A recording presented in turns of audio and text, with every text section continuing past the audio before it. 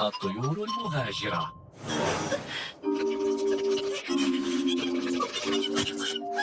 لماذا تنتجسين؟ الجو بارد جدا. إنني أطير. أين ستذهب الآن؟ سأحلق إلى البلاد الدافئة مثل الطيور تماما. صحيح، تطير الكثير من الطيور إلى الجنوب في الشتاء، وهي تدعى الطيور المهاجرة. أريد أن أكون طائر السنون. وأنا سأكون لقلقا. وأنا سأكون موزة. هيا بنا نطير. أجل، سنذهب إلى أبعد ما يمكن في الجنوب. ألن تطير معنا؟ لا أشعر بالبرد حقا، كما أني لا أحب الطيران. إذا أنت بطريق. فالطيور البطريق تعيش في الأماكن الجليدية ولا تطير، لكنهم سباحون ماهرون. ما هذا؟ هل هو الجنوب؟ لماذا الجو بارد هنا أيضا؟ نعم، لأنه الجنوب الأقصى، وهو يدعى القطب الجنوبي، وتعيش هناك طيور البطريق. مرحبا، دعونا نذهب للسباحة، المياه دافئة. الجنوب الأقصى؟ إذا ماذا سنفعل الآن؟ أين تلك البلاد الدافئة؟ الآن عليك الطيران إلى الشمال، لكن ليس إلى أقصى الشمال. أوه، إنني أرى البلاد الدافئة. وأخيرا وجدنا الدفء. حقا ربما يمكننا البقاء والعيش هنا. الطيور المهاجرة تعود إلى أوطانها في فصل الربيع، ويسعد الجميع لرؤيتهم. هذا يعني أن الأيام الدافئة قريبة جدا. حسنا، حصلنا على الدفء الآن، وحان وقت العودة إلى الوطن. أجل، ما أحلى الربيع. المساعدون. سأمسك بكم. لا، لن تمسكني. لا، لن تستطيعي. أنت بحاجة إلى مساعدة طبية. إن الإسعاف تساعد الجميع دائما. لست بحاجة لمساعدة، ما حدث كان هناك شيء غريب هنا. إن كان هناك مشكلة سأقدم مساعدة. أنا سيارة شرطة. ماذا حدث؟ أعطوني التفاصيل. هذا ما حدث. كنت أركض مع أصدقائي حسنا، أحتاج إلى المزيد من التفاصيل. لقد سقطت فجأة فوق هذه التلة. بالتأكيد هناك مشكلة هنا.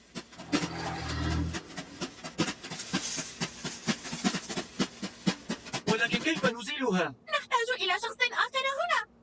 ربما تستطيع سيارة الإطفاء تقديم المساعدة. أنا سيارة إطفاء شجاعة. إنني أنقذ العالقين في النيران.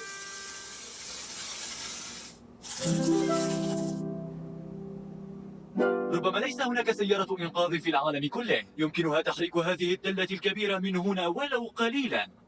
أنت مخطئ. السيارة التي تحتاجها هنا يطلق عليها اسم الجرافة.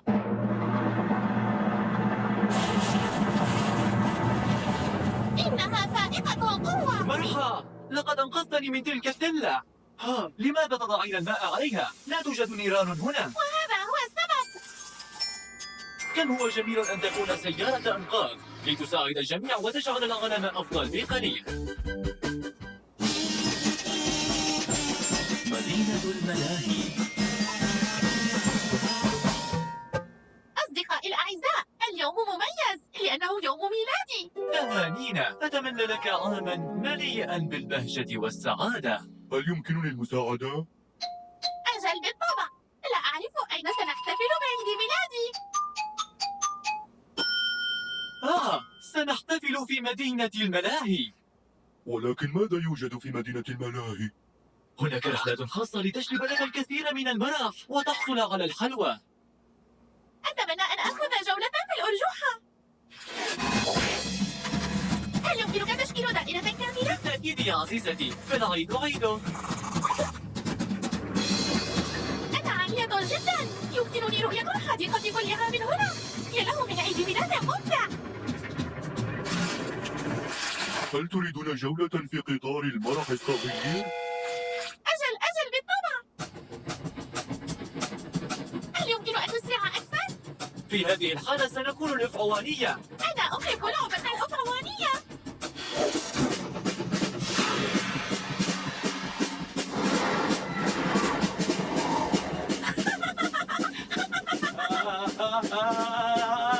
هل يمكن أن نبطئ قليلا؟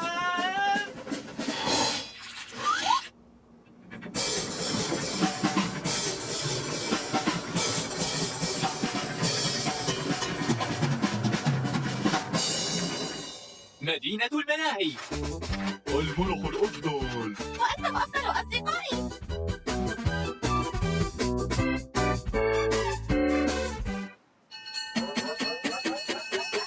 القوارب. أنا قرصان مشهور. أنا قرصانة مشهورة. أجل. وإلى أين ستبحرون أيها القراصنة؟ أيمكننا الإبحار على صخرة؟ لسوء الحظ لا.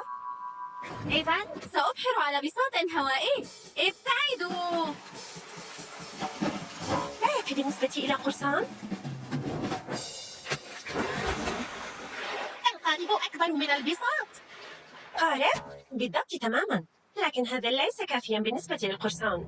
إذن ستبحر كاسحة جليد، وهي سفينة عملاقة صممت خصيصا للعبور عبر الجليد. كاسحة جليد؟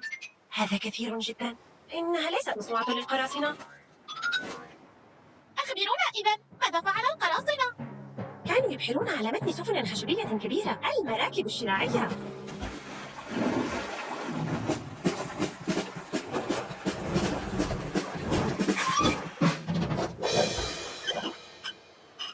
ماذا؟ لقد غرق. هيا لننقذه. لا تقلقوا، أنا بخير. هناك وسيلة نقل مائية، أما هذه السفينة فهي مخصصة لتحت الماء، لذلك تسمى الغواصة. أما غواصتي مخصصة للقراصنة. ولا يمكنك الإمساك بي. إنني ألحق به. وأنا أيضا.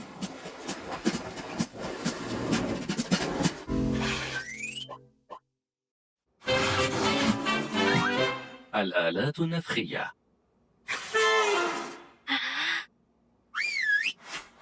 هل يمكنكم أن تصفروا؟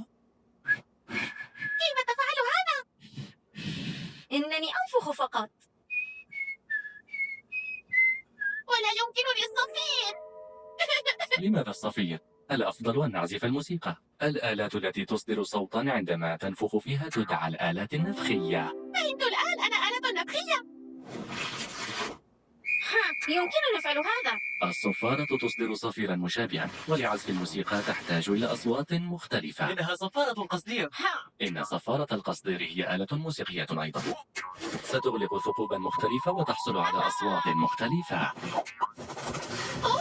رائع. كيف أعرف مكان الصوت الصحيح؟ يمكنك رسم الأصوات. انظر هنا، الأصوات المرسومة على الورق تسمى نوتات موسيقية. كلما ارتفعت طبقة الصوت كلما ارتفعت النوتة المرسومة على الخط. مثل هذه الرسومات تسمح بتشغيل الموسيقى بشكل صحيح. النوتات المكتوبة صحيحة، ما يهم هو ارتفاعها.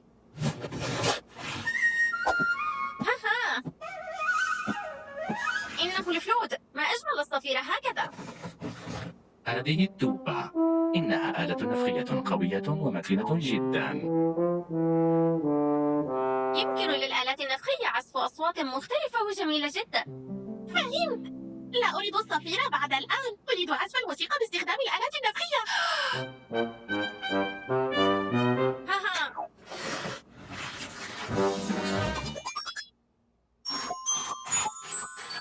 Percussion. Why aren't you playing with us, huh, buddy? You're so noisy. I'm trying to listen to my music.